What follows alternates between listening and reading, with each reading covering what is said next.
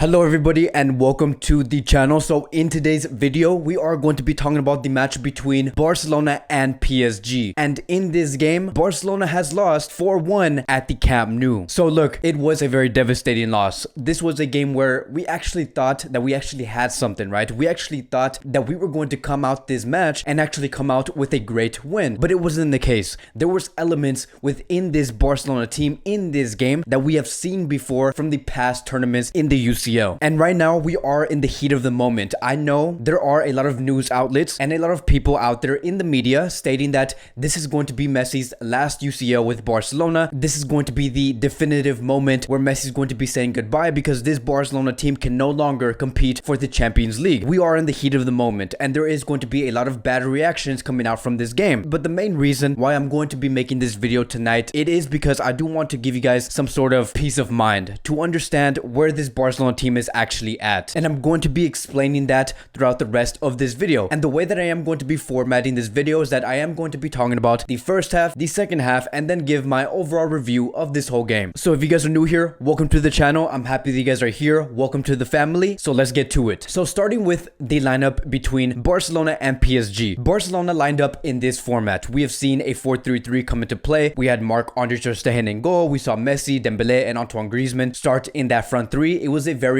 expected lineup. But when we got to the defensive line, we did see Piqué start, and that was probably one of the biggest news we have seen before the match did start. Gerard Piqué was starting up against PSG, a player that did not play since November 2020, and I do think that you can very well see that Koeman really wanted the experience. Koeman really wanted a experienced player to be playing in this game and that knew exactly how to play against a tough competitive side like PSG. He was one of those players that took part in that great remontada, and that is why Koeman did choose Gerard Piqué. And the other surprises were that we did see Longley and Serginho Dest start. I'm going to be talking about those two players in a few minutes throughout this video. But overall, from the midfield and up to the forward line, it was probably the strongest 11 Ronald Koeman could start on the field. So now going into the first half. And within the first half, we did see Barcelona gain full control. Barcelona were in control within those first 1 to 10 minutes. And it did look like Barcelona were going to go into this game wanting to win. And there were elements within those first 10 minutes of the game within the first half where you can see that PSG really wanted possession of the game. They really wanted to have the ball in order to do one thing, and that was to get the ball to Kylian Mbappe, which was their greatest threat and the greatest threat for FC Barcelona. As a matter of fact, we have seen PSG wanting the ball so bad and wanting the possession so bad and get that possession away from Barcelona that we have seen a total of 10 fouls coming from PSG themselves within the first half. That is how badly they wanted the possession. That is how badly they wanted to harm FC Barcelona. And through the majority of the tie between Barcelona and PSG, the battle was in the midfield. That is where PSG wanted to do the dirty work. It was in the midfield. And the main reason why it was because their game plan was very simple. We talked about this before. For a team that does not have an identity, the one thing that you're going to fall through was to get the ball as quick as possible towards your best player, and that was Kylian Mbappe. As soon as PSG did receive possession of the ball, Kylian Mbappe received the ball, and we have seen multiple times Kylian Mbappe receive the ball and harm the defensive line of FC Barcelona in the first half. Now, that wasn't the only action that we have seen throughout the first half. We have also seen Pedri try to find Antoine Griezmann or Lionel Messi inside the box. There were wonderful passes coming from Pedri. I do think that Pedri had a wonderful game. Yes, he did show some weaknesses on the field and some vulnerabilities on the field, like losing the ball in the most dangerous areas ever on the field, but overall Pedri was doing what he was supposed to do, and that was to create for the top players within the front line. And I was very interested to see Serginho Dest go up against Kylian Mbappe. This was a duel that we did see in the first 1 to 15 minutes of this match. You can truly see that Dest was a player that did not want to get outpaced by Kylian Mbappe. Dest knew what he was going to get from this player, and so Dest was ready. And overall, between these two clubs, it was a very even match. And because it was such an even match, and because the battle was so much into the midfield, Lionel Messi was a player that needed to drop deep. He was a player that knew exactly what to do in this game, and that was to drop deep because he's like, wait a minute, if Pedri or Busquets and Frenkie de Jong are having a hard time trying to find me way up high the field, I'm going to have to drop deep and try to get the ball myself and then look for other players around me to pass it to. And coincidentally enough, that game plan did work because we did see Lionel Messi make an unstoppable pass towards Frenkie de Jong on the 27th minute. As a matter of fact, that pass was so accurate, it was so unstoppable to the point where the PSG defenders had no choice but to foul Frankie de Jong inside that box in order for Frankie de Jong to not gain possession and header that ball or kick the ball inside the net. But in the end, it was a penalty, and Barcelona were awarded that penalty, which Lionel Messi did score on the 27th minute. This was a game plan where this was not the first time we have seen something like this happen on the field. There were many times where we have seen either Pedri or Lionel Messi find Frankie de Jong making that run into the box, which is something very crucial. It is a very important piece towards Koeman's Barcelona. When Frankie de Jong makes those runs inside the box, it usually does end up in either a goal from Frankie de Jong or it ends up as a penalty, meaning the defensive line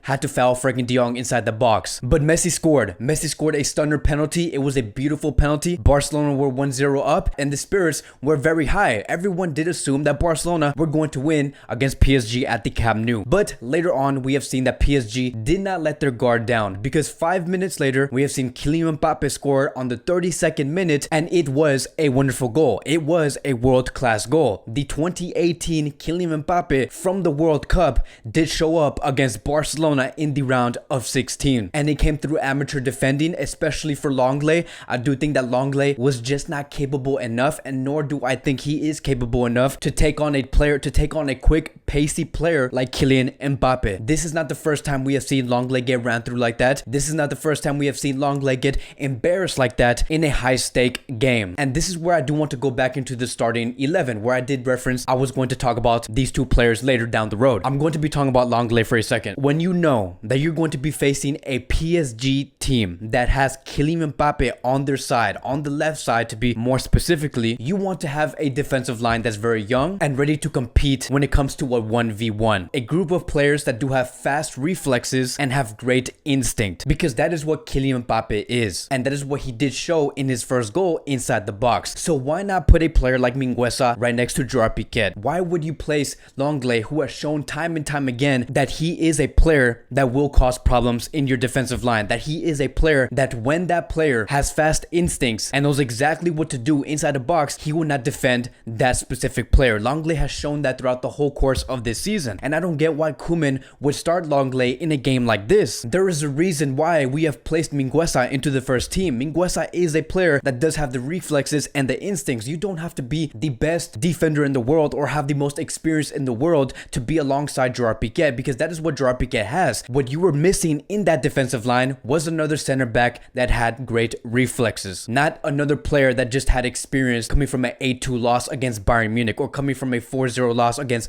Liverpool. That does not matter. Mingueza was there for a reason. Mingueza was trained through the academy through a reason, and I bet you that if Mingueza were to start from the very beginning in that starting 11 as a center back, this game would have turned out much more differently. But in the end, this was a first half where both teams have executed their strengths extremely well. Frankie de Jong was making that run that gave them a penalty, and PSG were trying to control the midfield as much as possible, get the ball to Kylian Mbappe as much as possible, and score that goal. But now going on into the second half, and this is where everything does literally fall apart. It was PSG game, and I'm going to say that right now. This second half of the first leg was PSG game. They completely dominated Barcelona and were superior towards Barcelona in every aspect possible. PSG showed that they were calm on the field every time they did retain the possession. They were not nervous at all, something that you would assume coming from a PSG team. And every time they did have the ball around our own box, they were doing very well when it comes to making one-touch passes. PSG were playing extremely well under Pochettino. I do think that this is coming from a masterclass from Pochettino, stating that, look, do not be afraid of playing in games like this. Do not be afraid just because this Barcelona team has Ronald Koeman in and Lionel Messi in and players such as Antoine Griezmann and Frankie de Jong. You have the exact same type of quality too. So go ahead and go out there and go show it. And PSG have shown all of those qualities.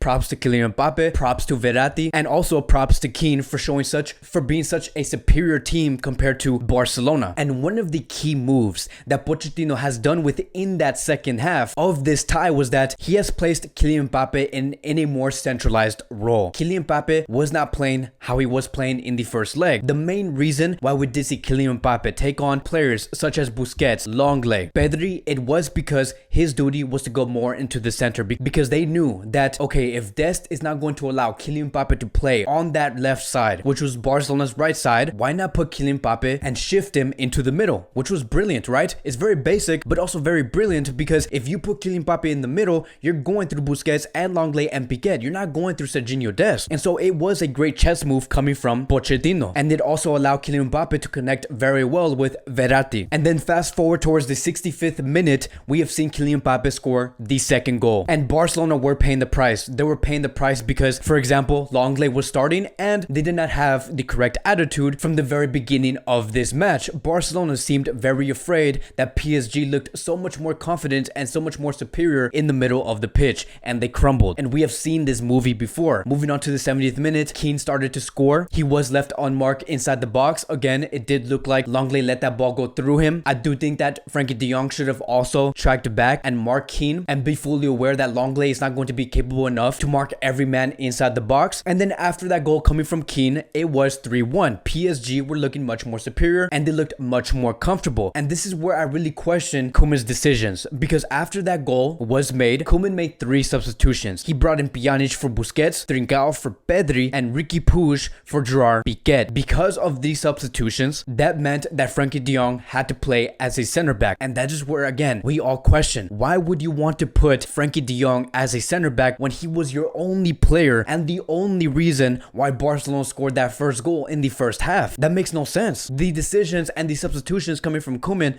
continue to haunt this Barcelona team. Like, you have done very well, right? And I'm speaking to Ronald Koeman. You have done very, very well throughout the course of this season, birthing new players. But your substitutions, your selection of players within the starting 11 is going to haunt you. And these are going to be the reasons why you might lose your job in the summer of 2021. And this is not saying that we should have Koeman out because of this loss. No, I'm not saying that. I'm just saying that there needs to be some improvement, and there is enough evidence throughout this season that there are some substitutions that just simply do not work. And there's just some decisions and there is some substitutions that just look completely wrong, and it's common sense. And from there, everything did fall apart yet again. Frenkie de Jong, who was not naturally a center back, was paying the price for Koeman's decision, and Kylian Mbappe easily scored his third goal up against Barcelona. And that was it, right? PSG has won against Barcelona 4-1 at the Camp Nou. There's literally no words we could say about this loss. It was just simply PSG was much more superior. I cannot explain that enough. Barcelona did not come with the right attitude.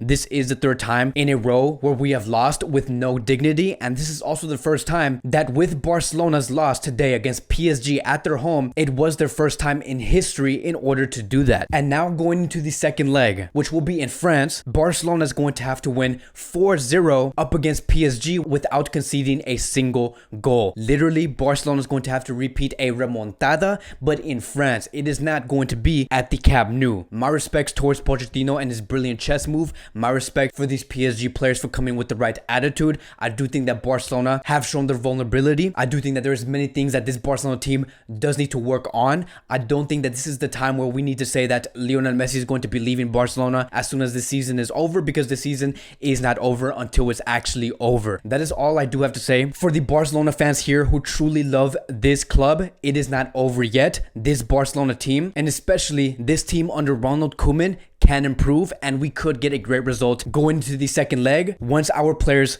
do become fully fit and we have more players finally available up against PSG. And let me tell you, the fact that we saw Piqué in the first leg after being away from injury since November 2020, I would not be surprised to see Ansu Fati in that second leg as soon as he does get that green light, because something tells me that Koeman is not afraid with putting players that are coming back from injury, and Ansu Fati could be that second player that could come back immediately once he does get the green light. And in the end, Barcelona will come back stronger. I do believe that this is a Barcelona team that will show up in the second leg, regardless of what we did see within the first leg. Let me know what was your favorite moment in this match. What was your least favorite moment in this match? And do you see Barcelona coming back from a 4-1 loss to PSG? Thank you guys so much for watching. If you guys are new here, welcome to the channel. Please like, subscribe, comment, and I will see you guys in the next video.